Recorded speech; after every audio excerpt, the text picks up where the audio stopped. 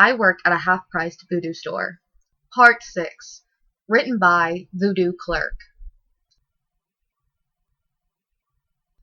Ever since the redhead incident, I've been very wary of going back to work. I've never really cared about the people who get what they ask for when they don't think a wish through. But she wasn't there for a wish. She didn't want anything. She was just there. Yeah, she brought a cop to the shop, but if I was her, I'd do the same thing. Whatever happened to her down in the basement, she didn't deserve it. My day off was spent mostly in my room sulking, just wrapped up in my blankets and contemplating the many horrible things I had done for King Creole when my mom came in and knocked on my door. "Travis, a couple of police officers are here looking for you. What the hell did you do?" she asked me in a confused and scared tone at the same time. As far as I know, she thinks I'm selling crack for all the money that I'm getting. I swallowed as I tossed my blankets away and made my way past her and down to the lobby of our house.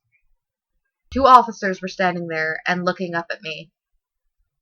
"Travis, can we please talk to you outside?" the older man said, brushing his graying hair back and placing his hat back on his head. I nodded wordlessly and looked back at my parents, who were staring at me from the kitchen as I was led outside into the cold autumn afternoon.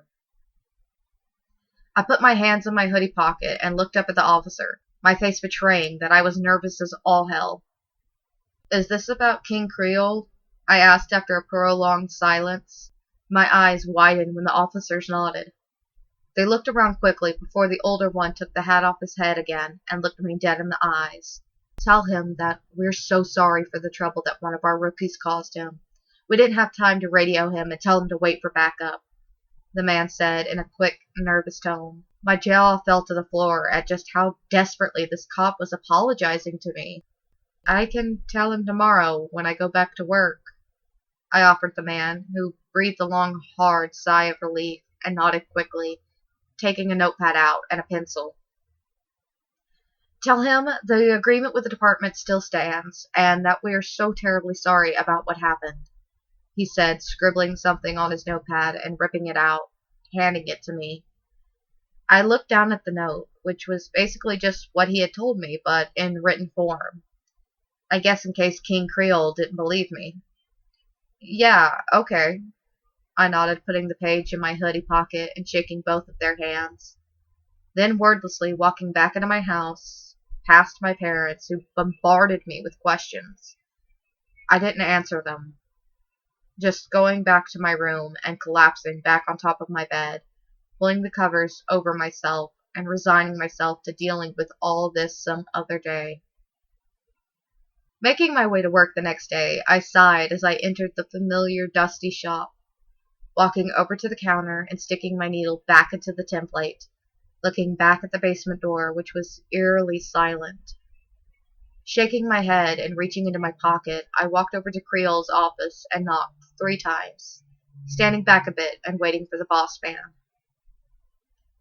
He didn't leave me waiting for too long, as he soon opened the door and smiled big and wide when he saw it was me. "Travis, how was your day off? I missed you, boy," he chuckled, coming fully out of his office and giving me a hug, which I half-heartedly gave back. "It was fine, sir. The police came and told me to give you this," I said, reaching into my pocket and handing him the handwritten note. He looked at it quizzically and took it from me, looking down with his button eyes and that smile on his face growing wide enough to strain the stitches on his mouth. "Oh, marvelous. I was beginning to think that they had forgotten about little old me," he chuckled, sticking the note into his suit and smiling at me. "I do apologize again for you being roughed up as badly as you were, Travis," he tisked, putting a hand around me and leading me back to the counter. "It's fine, sir. It didn't hurt that badly," I said, rubbing the bruise on my forehead a bit. "It only stung if I touched it, really.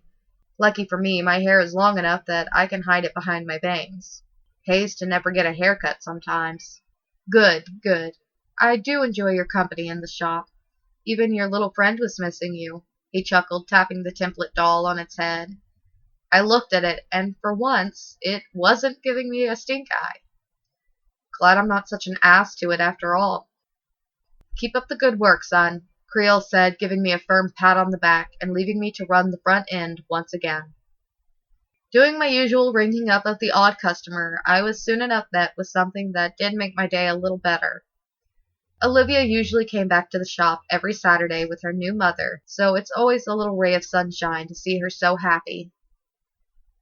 My doll broke, she said with a sad little pout, holding up the doll of what used to be her mother and showing that the arm had indeed come off. Can Mr. King Creole fix it? She asked sadly, like this was an absolute end of her world. I looked up at her new mother, who looked at me with this blank gaze. Well, I thought then it was blank. Now I think it was one of worry and pity. I didn't even have to go get Creole when he threw open the door to his office and came over to Olivia, who ran to him and gave him a hug like he was her long-lost father. He smiled and giggled with her as he took her doll and her hand, leading them both to the office. Are you aware of what awaits you? Olivia's new mother asked out of the blue, her soft British accent in low, whispering tone. I looked at her with a confused look. What do you mean? I asked her, sitting up in my rocking chair and looking at the Voodoo template, taking it off the counter and placing it on the floor, looking back at her for more information. She looked at the wall of voodoo dolls behind her and leaned in close to me. He's using you. You need to get out of here before it's too late, she said in a soft, begging tone, grabbing me by the hoodie strings and pulling me close. Get away, she begged quickly, letting go of me and doing a full 180 of emotion, a big, happy smile on her face as Olivia came back with her doll all fixed up. Be more careful with her, darling. She's fragile, he instructed, giving Olivia a pat on her head and handing her back off to her new mother. Olivia nodded up to the voodoo man and took her mother's hand as she was led out of the store. Her mother looked back at me with a sad look on her face. After they were gone, I turned to King Creole and mustered all of the non-existent strength that I had. Sir, why did you hire me? I asked him, quickly placing the template back on the counter and putting my hands on the dusty surface. The question seemingly caught him off guard as he looked at me like I had spoken to him in an alien language. He stared at me with those button eyes for a good long time, long enough to make me grow uncomfortable. The same look he gave me when I asked him about the basement. I just needed an extra hand, was all he said. Oh, okay. I nodded quickly, slinking away from his piercing gaze. It felt like every button eye was looking at me in the shop. It was a lifesaver when the front door opened and a customer walked in. Creole instantly turned into his usual happy self and happily granted the person's wish of curing their cancer. Shame about the heart attack they had right afterwards. As Creole took a hold of the dead body, he dragged it towards the basement and opened the door behind him, grunting as he tried to get a better grip on the cadaver. I was about to offer help to him when a white arm jutted from the darkness of the open basement and wrapped around his neck. You sneaky fucking whore, he shouted, slipping on the first step of the basement and tumbling backwards into the darkness. I watched the whole thing in abject horror. The arm had grabbed my boss was one of porcelain. I could tell this because of all the shards of it that had fallen off when the two of them went tumbling down. Standing up quickly, I looked down into the basement, an entire pile of porcelain shards waiting for me at the entrance of the door. Sir, I shouted down into the dark depths. Do you need any help? This was a paycheck on the line, man. This was serious. I didn't hear anything from him, and I looked into the dark depths, swallowing the bile building up in my throat. I pulled my phone out and turned on the flashlight, clenching my fist as I took my first step into the basement. It took me a whole 30 seconds to take my second step, just out of fear of whatever was going to come out towards me in the darkness.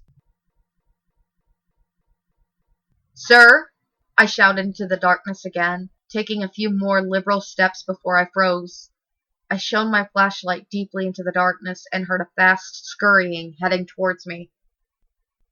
Oh, fuck this!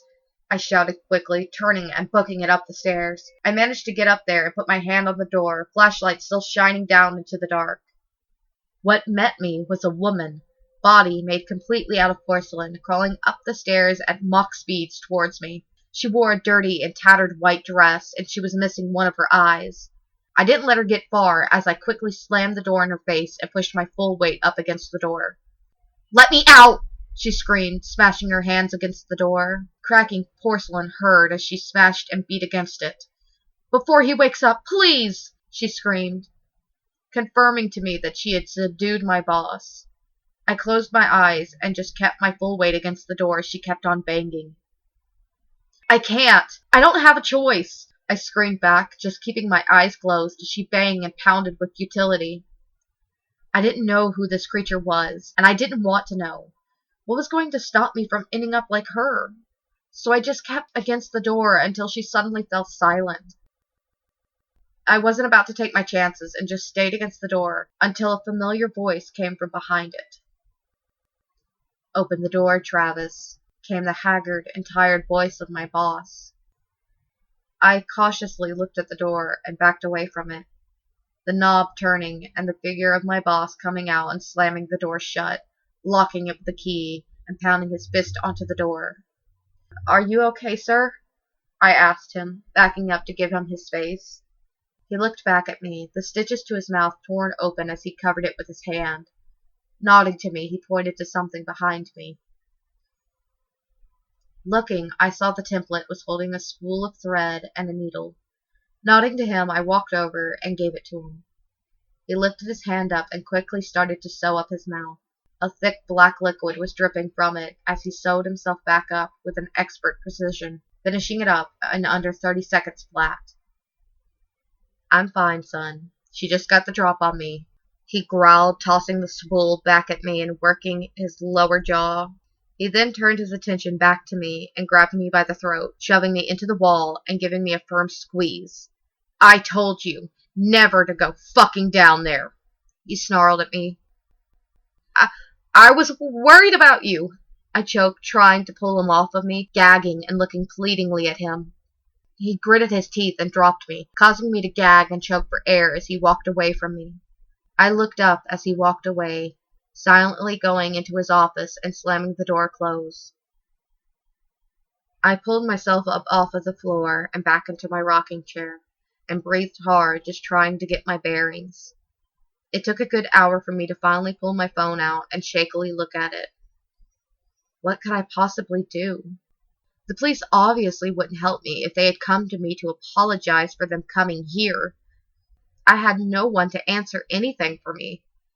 Except... I looked back at the basement door and walked over to it, stepping over the still dead customer.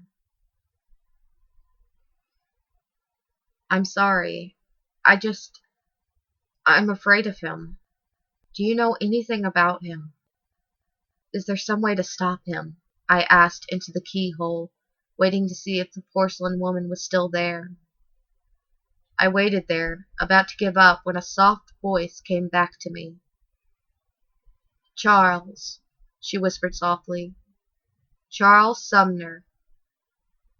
It was all that she had said, going silent again and not responding. I nodded a silent thanks to her and went to my counter, pulling up my phone and starting my research.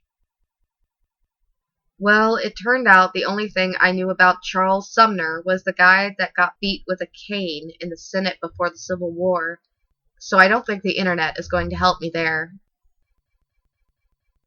I worked the rest of my shift and left without a word to King Creole. But instead of heading straight home, I went somewhere I hadn't been in years. The library. A wealth of knowledge, and the only place I could think that would have anything on my boss. Getting to the reference section, I poured into everything and anything I could, looking at the newspaper section, the headlines, deaths, famous people from my town, anything about Charles Sumner. And then, about an hour before they were about to close, I found it. Charles Sumner, 1900 to 1925. He was a pretty famous pianist back in the day, and was even part of a band called the Sumner Orchestra. Other than that, I didn't get too much on him, but it did lead me down a rabbit hole when I saw the only picture of him in the reference book. It was clearly my boss, King Creole in the flesh. No button eyes, no stitching, nothing. He was no doubt human in this picture, and that surprised me. But what surprised me more was the woman standing next to him in the picture, because that woman was the porcelain figure I had seen. She was famous enough to have a caption along with our boy Charles, Mary Simmons, a well-loved singer in the band, and according to the book, Charles's fiancée.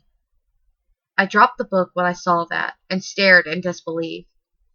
She was his fiancée? What could she have done to deserve what she was getting? I needed to know more. Then, all of the lights in the library cut out. I looked up quickly and nearly pissed myself, grabbing my phone and turning the flashlight on.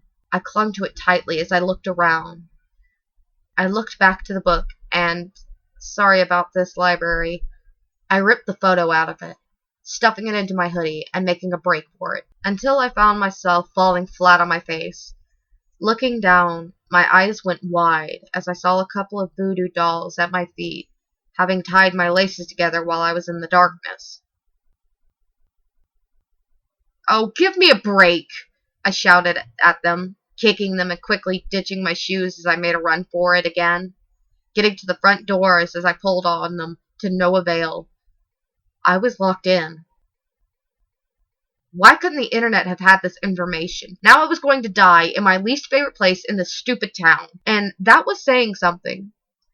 Looking around, I had to find a way to escape. I had an idea. I had the idea to head to the fire escape. Looking around, I soon made it to the nearest door and reached out to open it, only for my arm to go completely limp. I raised my brow at this before I lost control of my entire body, once again hitting the floor with a grunt and looking around in terror as I couldn't move. A million questions ran through my mind and were soon answered when a familiar voice came up from behind me. "You should have left well enough alone, Travis." Creole paraded me from the darkness, the lights coming back on and revealing him standing right next to me, holding a voodoo doll that looked exactly like me. He held it in a firm grip, a needle held right up to the doll's neck, and I swallowed hard as I looked up at him. "I just wanted to know more about you," I shouted at him, the fear in my voice obvious, but he held a hand up to his mouth to hush me as he knelt down with the doll in his hand. "Use your inside voice, Travis. We're in a library." He chuckled, grabbing me by my hair and pulling me up by it. "You want to learn more about me, huh? Want to know what that whore did to me?" he asked, his teeth growing sharp as he talked. Reaching into my pocket and pulling out the page I had ripped from the book, he looked down at it with disgust at first, but also a sense of sadness. "Please, don't kill me," I whimpered, shivering and trying to gain any control over my body again. He looked at me and then at the paper, tossing it back at me and giggling like a little child. "I'm not going to kill you, son. I need you for things," he said, grabbing me by the hair and pulling my head up to meet his button eyes. "But after this little stunt you pulled, it looks like I'll have to put things into motion," he sighed, pulling me up to my feet and tossing the doll of me up and down. "What do you mean?" I asked him, again getting shushed by him. He patted my head and whispered something into the doll's ear. I suddenly got super drowsy and struggled to keep myself standing, looking at Creole, and I finally passed out. I woke up this morning and gasped, looking around quickly to see where the hell I was. I was in my room. The picture of Charles and Mary, however, was still in my hoodie pocket, and that quickly dispelled my idea of the nightmare. I got up and went to the bathroom next to my room and screamed. Because looking at my reflection in the mirror were two big black buttons where my eyes should have been. I don't know what he's doing to me, and I don't know how to stop it. I'm scared, guys. I'm going to find out how to stop him before I end up like all the customers I've bitched about. If I don't upload, assume I failed. My skin is getting really pale as I finish this up, so I've got to get a move on. Wish me luck. Hey there everyone! Thank you so much for clicking on this video and listening to the story all the way to the end. This one seems to have gotten rather intense on the story. I cannot wait to find out what's going to happen to Travis. What happened to Charles, aka King Creole? Why is his fiancée a porcelain woman? I want to hear your thoughts and opinions and your theories down in the comments section, and I will get back to you as soon as I possibly can and discuss all of this.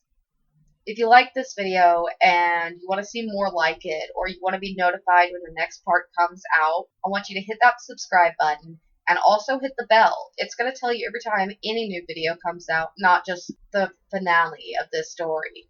We're coming up to the end, guys, so I cannot wait to experience this with you all. So until next time, everybody, be safe out there.